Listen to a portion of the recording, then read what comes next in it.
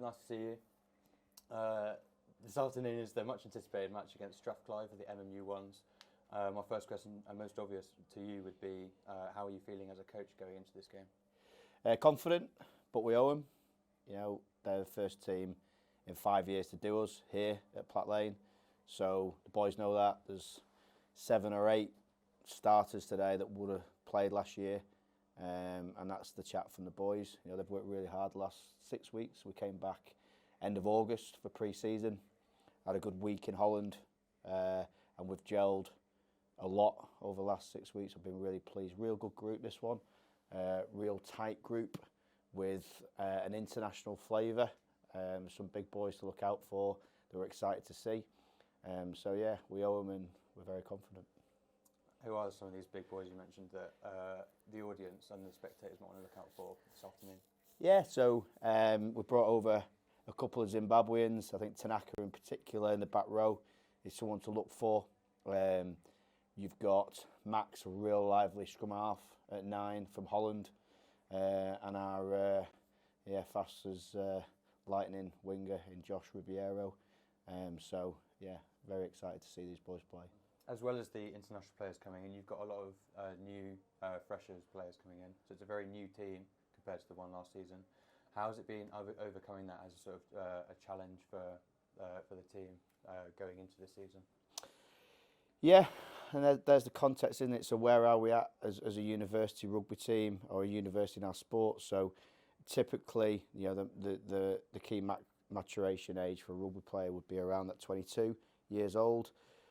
So we do have a lot of freshers in our group who are massively talented.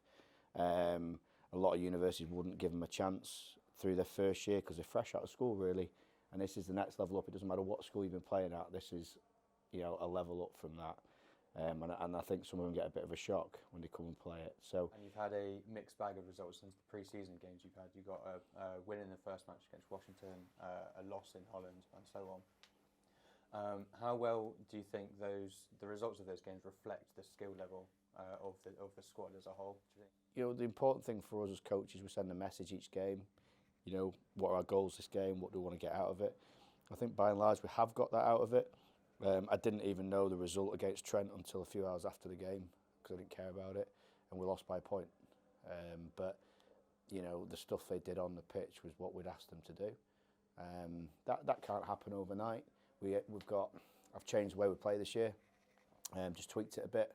You know, we've had changing coaches this year. Johnny Leota's had a promotion at South Sharks, so he's very, you know, more involved with their academies, taking on a bit more responsibility with them. So we've brought in Graham Higginbottom, real experienced attack coach. You know, ex-professional with Sale and Bedford. Does a lot of coaching with the RFU and Sedbergh. So you know, I played with him in my younger days. And he is a real exciting coach, and we've definitely shared the same philosophy. So we tweaked that a bit. I think the boys are enjoying that.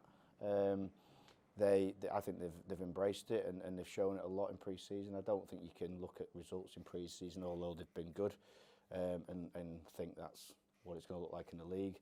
League's a very different, competitive environment, but I'm really pleased with where they're at. I think they'll do really well.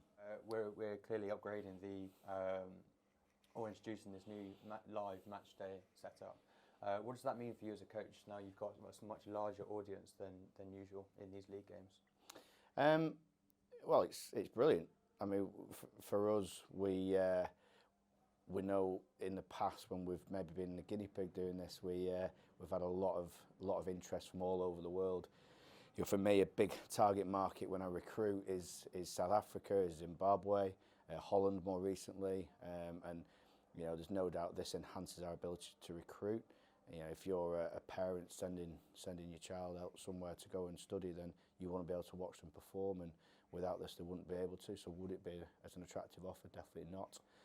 In terms of our analysis, it just helps. You know, you've got a better, more detailed approach to it. We've got 3 camera angles, so we can get into the nitty-gritty when we're looking at it to develop the players, develop the athletes, and ultimately players will choose a university partly based on the academic, but certainly more so the rugby for a lot of these. And if you've not got quality coaching, quality analysis, quality sports science behind it, they're not going to come here. So I think that speaks for itself. 3, 3,